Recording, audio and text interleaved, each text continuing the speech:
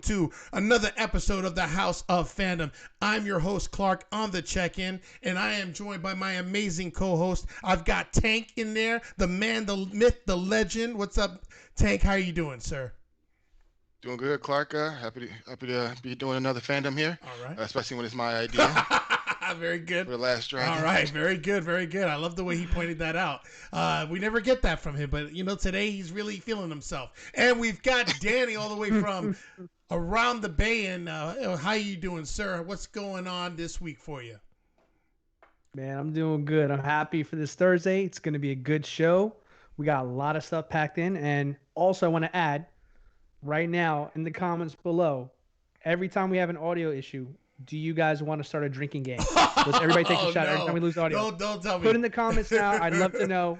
Let's get it going. Yeah. We gotta work tomorrow. They'll be too drunk to go to work tomorrow if we do that. Yeah, and listen, it's not a House of Fandom episode without someone having audio issues. But you know what? We are continuing to work on them. So looks like we're good to go now. The graphics are up. We're all doing good. Dude, there's so much to talk about. I'm telling you, we have a jam-packed episode of the House of Fandom. So we've got so much to talk about. But let's start off with just a few shout-outs, okay? One, I want to give a shout-out and a happy birthday this week. Happy belated birthday to my very dear friend, Dave. Dave, if you're out there, brother, happy birthday, man. And many, many more. And actually my brother's birthday, Jason, my older brother. Wishing you a belated happy birthday, Jason, if you're tuning in or if you listen on the back end of the show. So with that, we've got that out of the way. Want to make sure everybody's having a great day. Couple of things to talk about, right? Fandom news. When we talk about fandom news, we've got a few things that are brewing. Have you guys heard the latest with Ray Fisher and Warner Brothers and the Justice League? It just keeps getting messier and messier and messier. What are your guys' thoughts? The latest that I'm hearing is that Josh Whedon, the disgraced director of the original bootleg Justice League, was threatening our dear Wonder Woman's job and career. What are your thoughts on that, Danny? You stay away from my Wonder Woman, Josh. This is a public service announcement right now. All right, she is a saint. All right.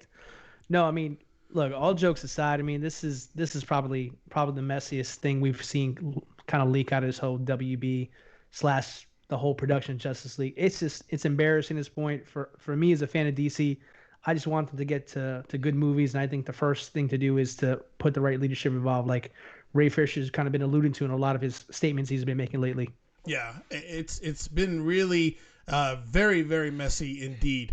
Tank, what are your thoughts on this? How do you feel how do you feel Ray Fisher's being treated by the media, and what do you feel is the narrative that's playing behind the scenes with the way everything has panned out so far? I mean, as well, media is always going to do what the media does and try to paint, whoever's coming up and speaking out as the villain, as the bad person, or that is being too sensitive. I did see one thing where it said we talking about Gal Gadot, where Joss Whedon said something. He was like going to make her character look as stupid as possible if she didn't do what he wanted, which I was like, why would you want to do that at all? That makes no sense at all. Not to mention that's like sabotaging the movie, right? Yeah, which it explains why the movie was a mess, and we needed the Snyder cut to make it better. Yeah. Because it looks like probably. I mean, my heart wouldn't be in it if I was dealing with a director like that. My heart and soul wouldn't be into my performance on the movie. Yeah, it really is.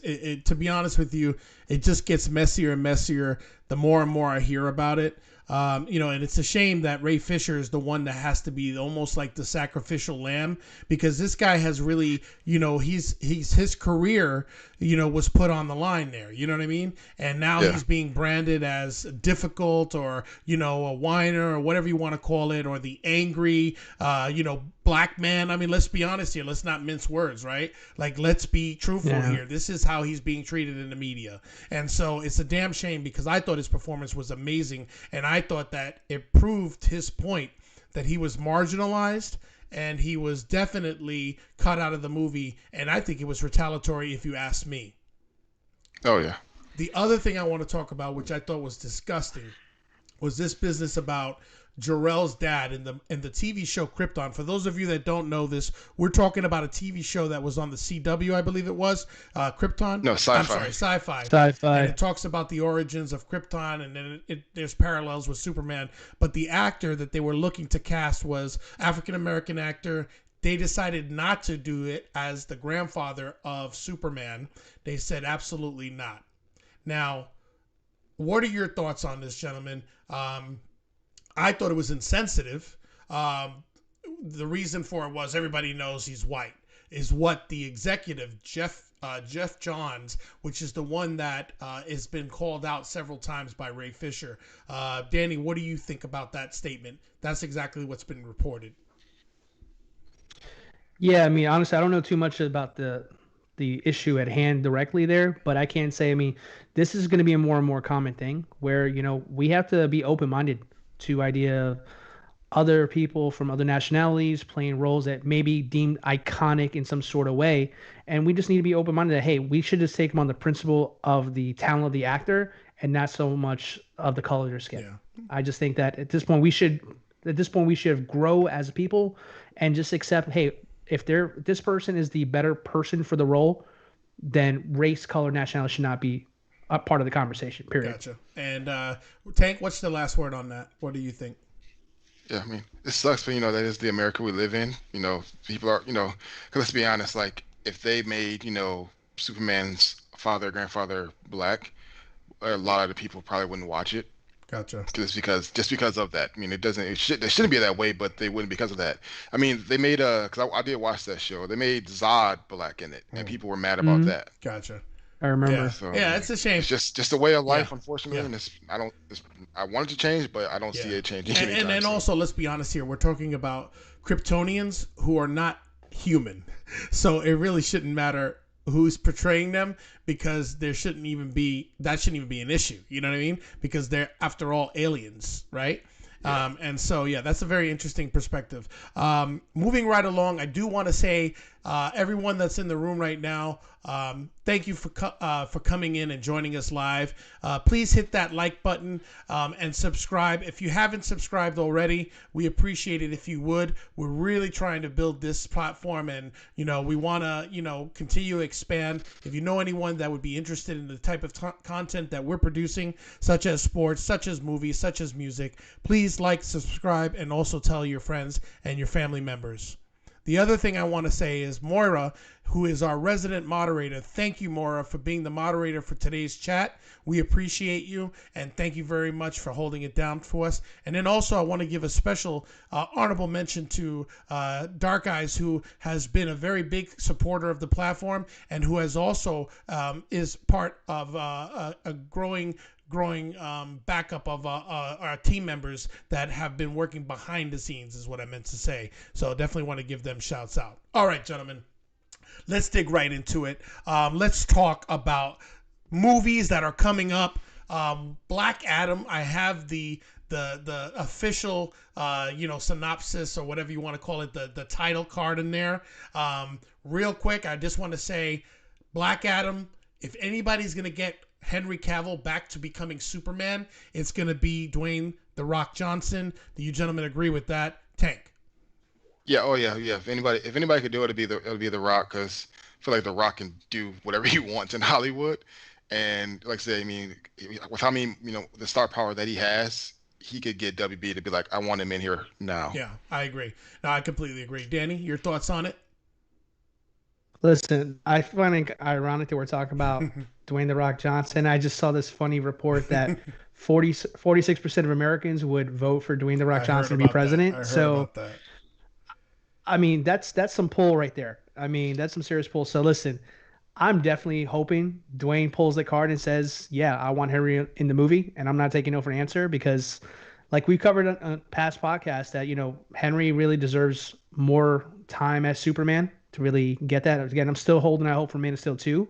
And if that cameo can turn into a Man of Steel spinoff, I'm totally down for that. Yeah, so am I. Absolutely. Well, listen, we've got some For everybody that's listening right now and watching, we've got some exclusive content that we're gonna talk about and play. So Tank, just take us on this journey. What do we got going on? All right, first we got a couple trailers here we're gonna go over. First trailer is one that's near dear to my heart because I love the DC animated universe, and they kind of did a reset with the last Justice League Dark Apocalypse War. They started back up. They first started off with Man of Steel, the Superman Man of Tomorrow, and then they also have a Justice League movie. But the one we're talking about today, and Danny's probably gonna be a surprise for me to say this, but actually the Batman movies are all my favorites in the wow. DC animated universe. Awesome. And so actually, this one here is got the Batman: The Long Halloween. Awesome.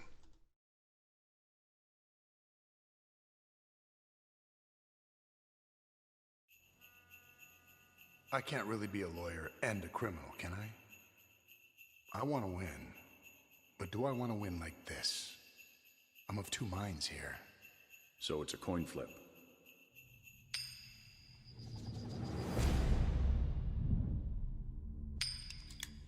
Johnny Vitti was murdered tonight. The Falcone crime family has to be taken down. There's only room for one homicidal maniac in this town.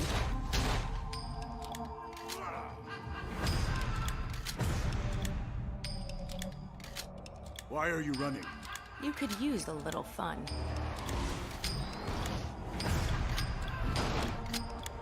I thought you didn't hurt people! You thought wrong. You still haven't figured out who killed Johnny Vitti? A killer who only works on holidays. There's lots of crazy out there. Once I take him out, things are gonna be different. We can start a family. The city is fallen, Alfred. Then we must endeavor to lift it up again.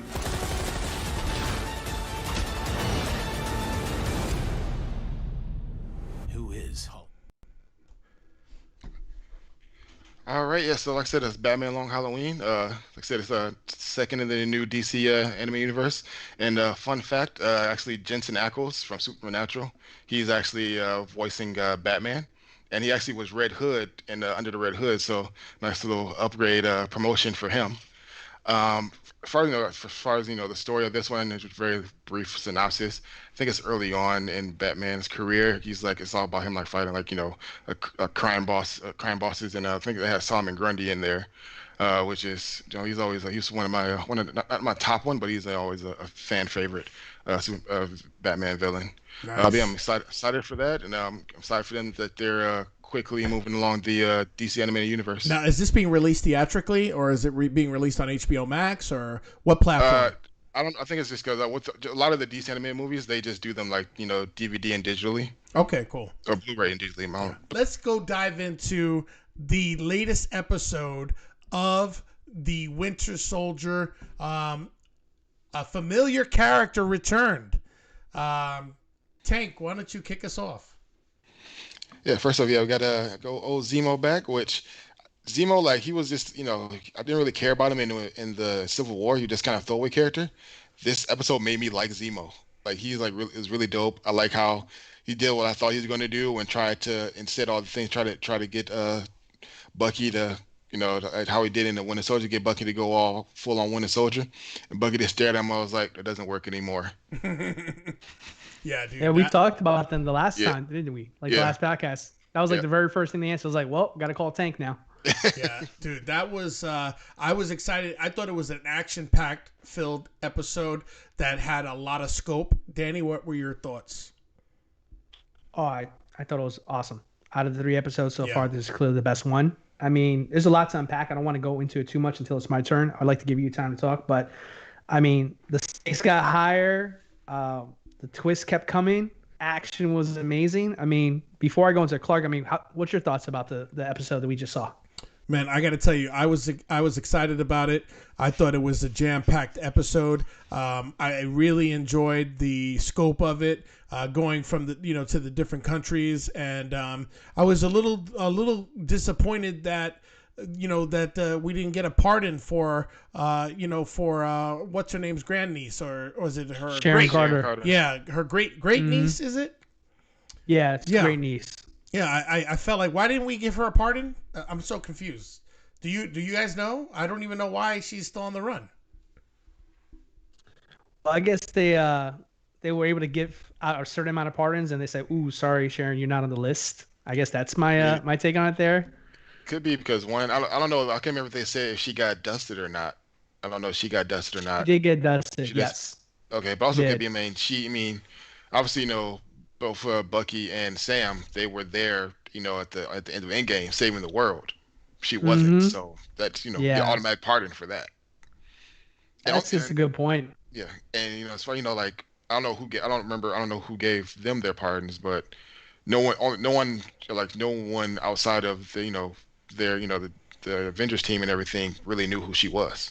So that's outside of Shield. So there was just no one there who cared enough to give her a pardon. I know who. And then she got forgotten, and obviously Sam and Bucky forgot about her. Well, I know. Yeah, right. I know someone. I've been meaning to call you. I know someone that did know her though. Good old Cappy. Then he went back in time. Then he turned into an old man. He forgot that he kissed a great niece of you would think he would have left a note to his future self, like, "Hey, get a pardon for Sharon." After all that, you know what I mean? Something. Everybody forgot about her. Everybody forgot Poor about Sharon. her until they need her help. Right. So real quick, before I hand it off to Danny, what'd you guys think of the whole scene in the club? Don't you think it's a little far-fetched that a famous guy, just like we know Sam is, would not be mistaken in that club as Sam? What are your thoughts as the Falcon? Did you see how fly that suit was? I mean, it was. I just felt I felt like there was a lot of disbelief that had to be put there. But anyway, that's just neither here nor there. Also, it could be just how Also, one is dark in clubs, and he has sunglasses on, and also it could be just like the previous episode with the cops, where it took them a minute to notice him without his Falcon suit on. Gotcha. All right, fair enough. Yeah. Fair enough. Speaking of the club scene, I do like how they did like a homage to like old Savage Winter Soldier, where he just his ass. I like that. I was like, that's the Bucky I want in this whole series. Good stuff. Good stuff. All right, so Danny, what were your thoughts of the episode? Yeah, I thought the episode was great. I mean, as far as I like the callbacks to having Sharon Carter back. I mean, she hasn't really been used much in the MCU since she's been on. She's really had that love interest vibe, which is now creepy now with everything that we know about what happened afterwards, after Endgame. But I mean, that being said, I mean, I love the dynamic that's formed between Sam and Bucky. I think that is really a fun dynamic that they have together. It kind of has like that old school Lethal Weapon kind of vibe to it. You know what I mean? Like the good cop, bad cop. I love the scene where Bucky goes to see Zemo and he's back at this garage with Sam and he's talking about like, hey, so what would happen if like we broke out Zemo to help us out? And while Sam is like, no, don't do it. You were seeing this cool flashback, like, oh, it's already happened. And then Zemo just pops into the garage and stuff like that. So it's a fun show. I just love the way Sam and Bucky are doing it in this whole series here. I think they're doing a great job. And I just, I'm curious because now I want to know more about these Flag Smashers as well. That ending was really interesting because now it's starting to piece together with the superhuman serum coming more into focus now. And yeah, I don't know. I'm excited for the last 3 episodes. Yeah, I am too. I'll tell you what I'm not excited about is seeing this mug again. I am so sick and tired of Captain America and his bullshit. This new Captain bootleg is just not my Cap. Like I said before, not my Cap. And to be honest with you, I don't think I think it was nasty that the guy spit in his face, but I wasn't surprised. He doesn't have any respect, and he got what he got.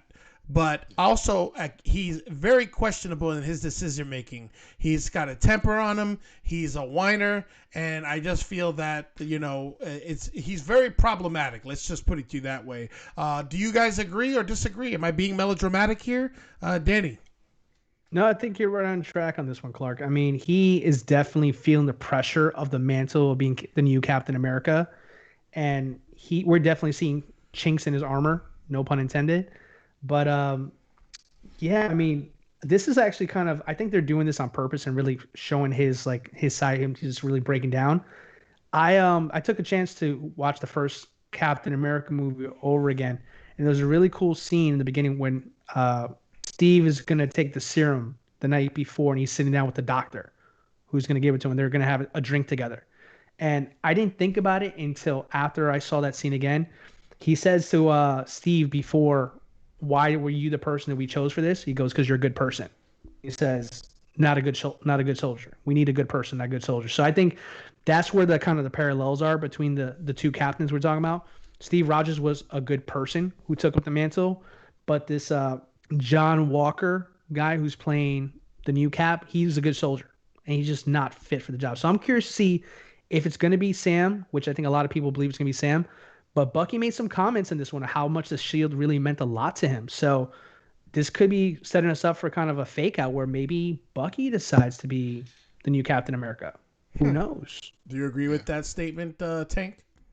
Yeah, I do. I think with Bucky, he respects Steve's, wishes and wants with Sam being, the new Captain America, but he also respects the shield, and he was like, "Well, I'm not going to let you just destroy it and discard it. If you don't want it, I'll take it."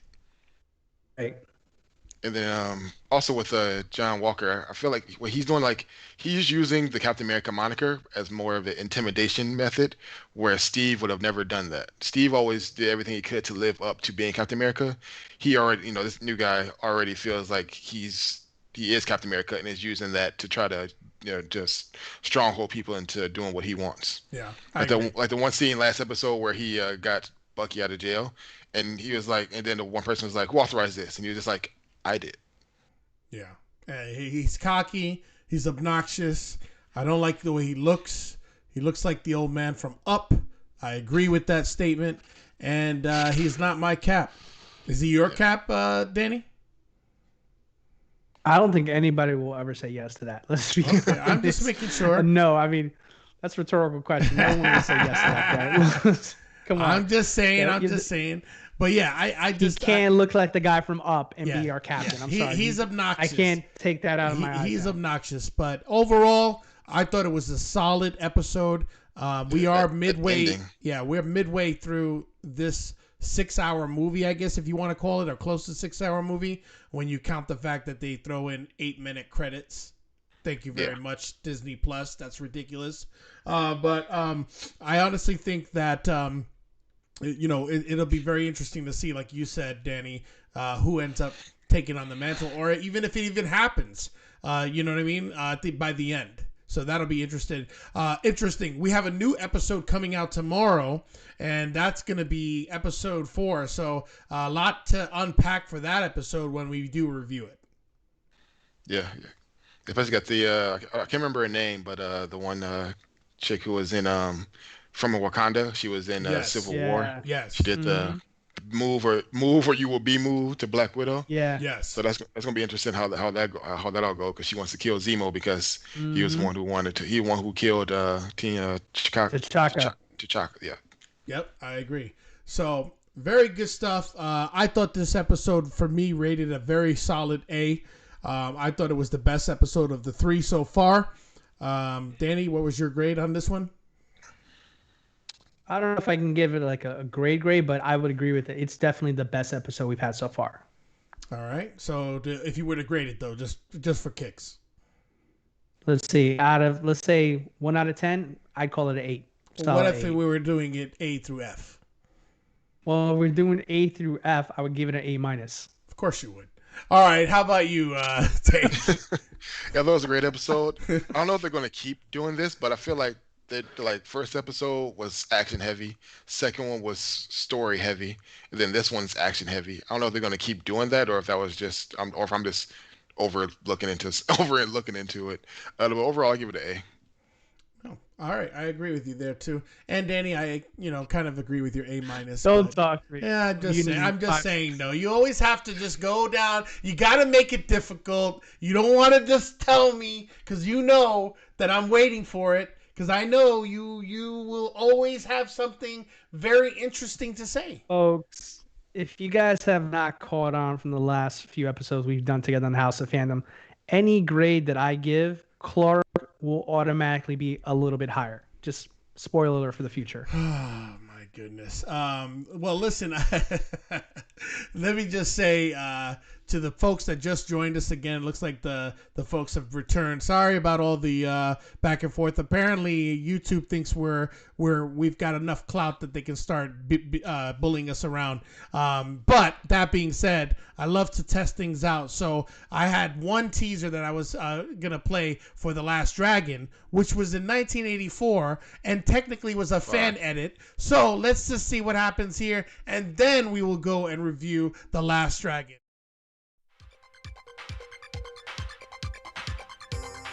A martial arts champion in search of the glow. Master, I need more time. I am no longer your master. A rock and roll star on the rise. I know what it's like to lose precious things. A madman. Shogun of Harlem. A maniac. You're gonna put my video on your show, aren't you? The answer is no. And the glamour, the power, and the sound of Motown. I don't want you to kill anybody. Are you out of your mind? The Leroy Green I'm looking for is a little punk thinks he's a kung fu master. I am no master. You sure look like a master to me.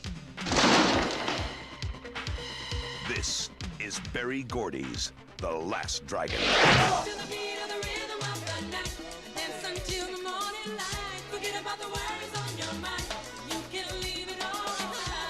I have to tell you that I first saw this movie in the Bronx in 1985 when it came out. And I actually saw it with Mello, who was supposed to join us this episode of the House of Fandom. But something happened, and he got caught in a snowstorm at a bar, and the rest is history. But in all seriousness, here's a movie that it was produced by the legendary Berry Gordy of Motown. It had music out the wazoo, martial arts, the whole city, and 1980s vibe, and just it had a diverse cast. I really, not only did I enjoy it then, but I enjoyed it now for the nostalgia and also the batshit craziness that came out of that movie as well. So Tank, let's kick us off, because it was you that actually brought up the fact that, hey, let's review The Last Dragon. What memories do you have of The Last Dragon? I don't remember what age I was when I first saw it, because this did come out when I was 1. So I definitely didn't watch it when it came out. But I remember I had it on. For pointing that out. Well, go ahead. Yeah. I know I had it on VHS and I watched it all the time. I'm pretty sure this is like one of the first movies that got me into like martial arts, and me and my friends trying on each other and probably breaking shit that we shouldn't be breaking. I love it. Obviously, watching it again now, being an adult, you recognize how ridiculous it is, and the overacting, especially of Bruce Leroy. But I mean, I realized he was doing it on purpose to act like Bruce Lee. But I like some of his facial expressions were crazy when he was fighting. But yeah, I said I loved the movie. I loved it when I was young, and I said watching it again, didn't miss a beat at all. Yeah. What about you, Danny? I know you said that you were 2. No, I was 3 days old. Oh, when this movie was released. Oh. Yeah. Oh. Yes. Oh. Oh, right. Yeah. So, but all the same though, I mean, kind of like Tank, this was kind of like my first exposure to kind of martial arts films. I mean, the 80s and, early 90s, that was big. I mean, you had Karate Kid. Jean-Claude Van Damme was one of the top action superstars out there at the time. But my first start with it was good old Bruce Leroy from The Last Dragon. I mean, that was just one of those movies that was always on the air. I would always catch it in the middle of it there, and I loved what I saw. But this was actually the first time I sat down to watch the whole movie. So, gosh, the 80s were a good time, man. This movie was such an awesome blast to get back into. Between the music, the action, just the story, it was just a fun movie. So I'm ready for us to start digging into this one. Yeah. Listen, let's start off with the whole plot is basically Bruce Leroy, right? He's on a quest, and he has been training with this with what he calls his sensei, his training master, and he's on the quest to find out who's the master, right? Is that right? Or who's the best of the best, or keep me honest here. What is it he's looking for? Yeah, he's Best looking of for. Best was another karate movie, so he's looking for the master. Yeah, movie. He's in the beginning, like his master says, I've taught you all that I can teach you, and then Bruce Leroy is still like, no, I still have more to learn. I still want to be training. So then his master sends him on a quest to find, a fake quest to find a new master who can teach him to get to the next level. Okay. So he needs to find the master to get the glow, which we show right on here, the glow. And so he's on that quest. Now, the cast of characters are pretty amazing because there is actually some characters in there that are actually big stars now. I don't know if you guys know that, but there's one character in particular who plays in the role as one of the baddies in there. Did you guys recognize him? I do. I think I know who exactly you're talking about. Actually, I wrote it down in my notes. I think his name is Chaz Palminteri or Terry or something like that. He was actually. Oh well, Chaz Palminteri. Yeah, that was not who I'm thinking of, but since you mentioned it. Yeah, he was in The Bronx Tale. Mm-hmm. He was also in the movie The Usual Suspects. He was the driver who kidnapped, what's her name, Laura Charles in this movie, which is portrayed by the late Vanity. I'm actually thinking of the main character of the TV show Shameless. William H. Macy. He wasn't a villain. He wasn't a bad guy. Oh, I'm sorry. You know what? He was Vanity's like manager or whatever. Manager. I'm sorry. You're right. Or producer. You are absolutely right. I'm sorry. That's why I was thrown off. I was like, I recognized him, and I was like, oh, look at old Frank Gallagher. Right. Look at old Frank Gallagher, looking all young. Back when I called him Discount Mark Hamill. That's hilarious. But yeah, no, I mean, it was cool because, you see all these characters young and everything. And, for me, I grew up in the 80s in New York City. And so for me, that was really awesome to experience that. I was in a Bronx theater with a bunch of kids just going wild watching this movie. I believe I was 11 or 12 years old. So for me, it was just super cool. And, back then, martial arts was heavily influenced the urban movies that were portrayed in the 80s had a heavy martial artist influence. You know what I'm saying? And so it was really cool to have that movie come out and just be like, this is like very cool. You know what I mean? Like, because, you again, it's just like, hey, I want to be a martial artist, or I want to be Bruce Leroy or whatever. But I thought it was really cool. The music for me was amazing as well. And the villains were pretty wacky, man. I don't know if you guys recall the scene where they're going to like feed these like these monsters or piranhas or whatever. Do you remember that? Piranhas, yeah. I think there were piranhas in the tank, yeah. Yeah, that was pretty wild. And what was the name of that guy? He was the king of carnivals or something, or arcade. Eddie Arcady. Yeah, Eddie Arcada or whatever. But Arcadian. It's like a discount Lex Luthor from Chris Reeve Superman. Bootleg. But yeah, it was pretty cool. And the music was awesome. We played Rhythm of the Night by El DeBarge. but they had some pretty good music that was portrayed in there and played in there as well. And I just thought it was a really cool movie to see. And what are your highlights of the movie, Danny? Like, what are some of the scenes that you go back and you're like, damn, this shit holds up? Well, I mean, truth be told, the movie's almost 40 years old right now, so a lot of it's dated. Well, of but course, I mean, of at the course. same time, but I mean, I like the part where he's at the fortune cookie factory with the other guys, and he's looking for the master. I just kind of find it funny the role reversal where the Asian guys are kind of like more of the more thuggish kind of ones, and he's like this proper like karate son kind of guy instead. And then they're trying to teach him how to be more urban. I like that was really funny to me. What else was another good one? Another good one that I liked was when he saved Laura Charles, aka Vanity, there that first time. I thought it was kind of cool. Just he's got that funny little hat on during the whole time. He's just an innocent dude, and he's just like whooping everybody's butts there. So, but I mean, the highlight for me is going to be Show Enough, but we'll talk about him more later. Yeah, I agree. I definitely think that there was a lot of great scenes. I think that for me, some of the highlights for me included the all the kids that were like part of the martial arts team, and like it was like the Goonies of the city, of the streets of New York City. You know what I mean?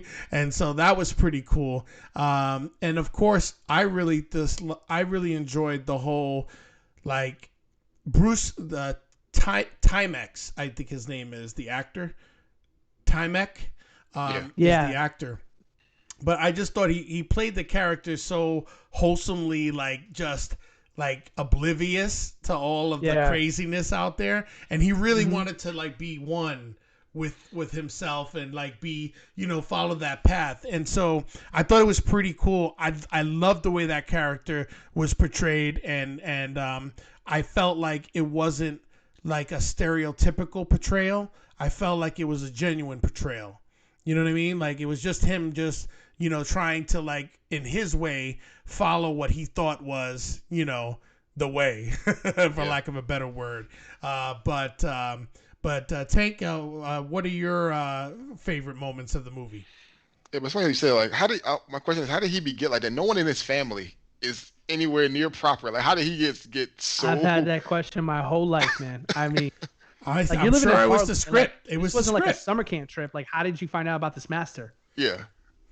I mean, listen, you gotta forgive it. Yeah, well, you don't know how long he was training with that guy. Maybe he's known him for years. You know what I mean? There could have been many different like things. There could have been many. His master was crazy. More urban than him. Yeah. Exactly. Oh yeah, the master was crazy, and I love the scene when he was like, I'm leaving, and he's just, where are you going, master? I love the way he like has his voice. He's like, where are you going? To find spiritual enlightenment? No, I'm going to find my cousin in Detroit. Miami. Right. Miami. I'm going to see my sister-in-law, or whatever he said. I thought it was hilarious. And then just those little anecdotes, and of course, Vanity. This was at the height of her career.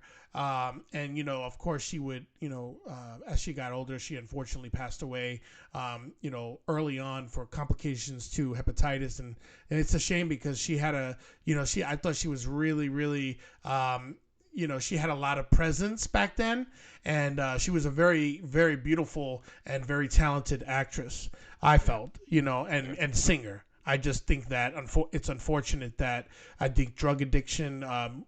I know it was drug addiction because she has said it. She said it numerous times before she passed away, and so it's a shame that derailed her career. Which happens a lot to a lot of people in show business. On a lighter note, though, Danny, I know you were ready to chomp at the bit because who else in this movie that we could really, not just talk about, but just say was a charismatic and memorable villain, as I have him up here using his powers, the glow. Let's talk about the villain, Show Enough. Yeah, and then I do have a question. Awesome. Who's the master? But no, listen, Show Enough was awesome, man, from the very get-go. I mean, the second he entered that movie theater, I mean, first of all, I love the costume design too. Like he's got these big broad shoulder pads with these robes and he looks all fancy like like a Shaolin kind of warrior kind of vibe to him there, but the puffy hair, but it still has that 80s vibe to it. I just thought he was the man, honestly. I mean, as a kid, I was rooting for Bruce Leroy. Like as an adult, even though I know what was gonna happen, I was like, man, show enough, you are the master, man. Go on with your bad self. Yeah. He was cool. That was portrayed so over the top, crazy, batshit crazy. Just owned it. He just awesome. Owned it completely. Also, actor who passed away as well. But just an amazing performance. I thought it was one of the great comedic / like, what do they call that? You know he's a bad villain, a la Gene Hackman and Lex Luthor, and he kills people, or he could kill people, but the way he plays it is so like black comedy / crazy. Tank, your thoughts on Shonuff? He was great. He was hilarious in it. It was a good dynamic between Bruce Leroy being so over the top, proper, humble, and naive, and then you got Shonuff who's just over the top. This weird combination between a shogun and a together like thug, like top thug boss. Then he's in there like he's like, "Are you like Kung Fu Master in Converse and shoulder pads?" Yes. Big old NFL and then football always gear like on him. cockeyed all the time. Well, who's the master? Yeah. Oh, I know. Who's the master? Do you guys remember Busta Rhymes? Yeah. Portrayed Shonuff in one of his music videos. I mean, yes. That's how big of an impact Shonuff was. He was that cool. Yeah. Yep. D'Amato says Shonuff. She remembers it as well. Definitely it's one of those movies that, to be honest, after viewing it before the show, I watched it over the weekend, and it just made me feel just kind of like warm and fuzzy. That like when you're having that like familiar, it's comfort watch. You know what I mean? Yeah. Like comfort food. Just watching it again just felt good, man. And it brought me back to a simpler time where violence reigned over New York City. That's a whole other story. But you know what I'm saying. You know what I mean? It was just really, really good. And how could we forget the classic scenes throughout the movie? The fight scenes, the choreography, I thought was pretty cool. That one scene where he came in the ninja suit, busting in like Batman, throwing out the stars. Yes, dude, that was cool. I love that. The scene that Danny brought up with the limo when they attacked Vanity's character and he went in there and he was like doing his moves and everything. I thought that was fun. And then of course the kids that were in the movie that came to rescue him, and some of the kids that were in the the final battle, I suppose you want to call it, in the dance floor. That was pretty cool as well. But we can't go to the end of this review, or not really a review because I'm not going to review it. It's just retrospective. Yeah, retrospective look back. But how could we not forget the batshit craziness of the glow and he caught the bullet in his mouth. Let's not just forget that here. He caught the bullet in his mouth. This is obviously a fantasy film masked as a martial arts / urban comedy, whatever you want to call it. I thought it was just simply, for me, just a great fun movie, but definitely batshit crazy when he got the glow. And he, of course, at the end of the movie, he got the bullet between, between the teeth. What'd you think of that scene, Danny? Oh, I love it. I mean, what really gets me pumped up about that scene is honestly the music. The music behind that scene when they start singing the theme song of the movie, The Last Dragon. I mean, that's, for me, that was my biggest takeaway because, like I was saying earlier, not everything holds up after almost 40 years, but when the music starts hitting in this movie, like you get all those good vibes you have back when you watched it for the very first time. When Shonuff and Leroy finally duke it out and that music is playing, he's getting his butt whooped in the beginning. Like the music stays with the fight scene as Leroy's fighting, losing, and then he starts to recover and starts to figure out that he is the master, and then the music picks up again. I mean, you put that all together, that was an awesome scene. Like, that will always be in my brain about that movie. Just that last fight scene. I agree. I 100% behind you. Again, watching it brought back amazing memories, and I tell you, I just really, really enjoyed it a heck of a lot. Tank, what were your, looking back at it again? Did you feel the same way, or did you enjoy it?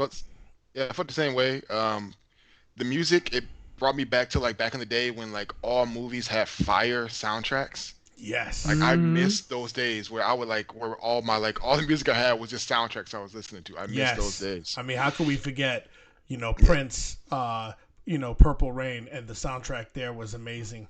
How could we forget, all of the movies that came, that had just amazing soundtracks. I could think of Top Gun. I could think of other movies as well off the top of my head. But there were a lot of great movies that had some really great soundtracks in different genres. Yeah, and I forgot that the whole reason that Eddie Arcadian was so crazy and mad was for a music video. Yes, like really causing all this drama, killing people over a music video. Yeah, I know that I was the top one, but find another DJ to have your stupid music video played. It's not that serious. Oh yeah, absolutely. Let it go. Absolutely. And well, then, yeah, go ahead. The final fight. I mean, like Dan said, it still holds up. It was still a great scene. Like when he was when Shonuff was kept dunking his head into his water, saying, "Who's the master? Sam the master." And then he finally got the glow, and he was like, "I'm the master." Yep. But any last thoughts, Tank? We've got some stuff on the horizon to talk about. I know you gentlemen have been, teasing it with Mortal Kombat, and obviously the next episode of the Winter Soldier and the Falcon, and there's some other things on the horizon. But anything you want to talk about before we close out? I'm just excited for the next episode of Winter Soldier. The Falcon and the Winter Soldier. I cannot wait for Mortal Kombat. Can't wait to watch that and to dig into it and talk about it on here. I just want to thank everybody for listening and even through all the issues and the strikes that we got. And I hope you come back next week. Yeah, absolutely. And Danny, any cosmic thoughts before we go? And I must say though, you did sound very 4K on your audio today. I was told you sounded the best of the bunch. Well, for $100 on Amazon, I better. I've been going through some trials and tribulations with my mics since I've been on the show, but yeah, I mean, kind of to echo what Tank said, I am excited about the next episode of Falcon and the Winter Soldier tomorrow. I mean, after that great episode that we just had, I'm really looking to see where the story goes. Mortal Kombat is so high on my list. I'm so excited about that one right there. I'm a big fan of the old movies. I'm a big fan of the games, so I can't wait till we get to that one. Well, correction. Let me correct myself. Not both movies. Okay. Yeah, I was just gonna say I didn't realize you like trash. I said no comment. I had something good, but Mom may be watching. But hey, but listen, Danny, I have to say, I in all fairness, you critique more than I do. You're absolutely right. I have a tendency to lean towards forgiving things more than you are. So for me to say that the Mortal Kombat was trash, obviously there must have been something there that I didn't like. So I guess when I revisit it for the review, we'll have to, we'll see how that goes. Do I gotta watch Annihilation too? Hold on. No, we're not ignoring this. Hold on. Did Bruce Leroy just enter your house? Because I heard this chime like I was going to a fortune cookie spot over here. What's that? We didn't hear the glow. No. Which, by the way, I know no one likes to hear me sing, but I love that one song. You want to get the glow, man. Gotta feel the glow. Yeah. Anyway, that's neither here nor there. Anyway, listen, everyone. Thank you for another great episode, gentlemen of the House of Fandom. Look forward to seeing everyone again real soon. Next Thursday, another episode returns with Clark on the check-in, my boy Tank, my boy Danny.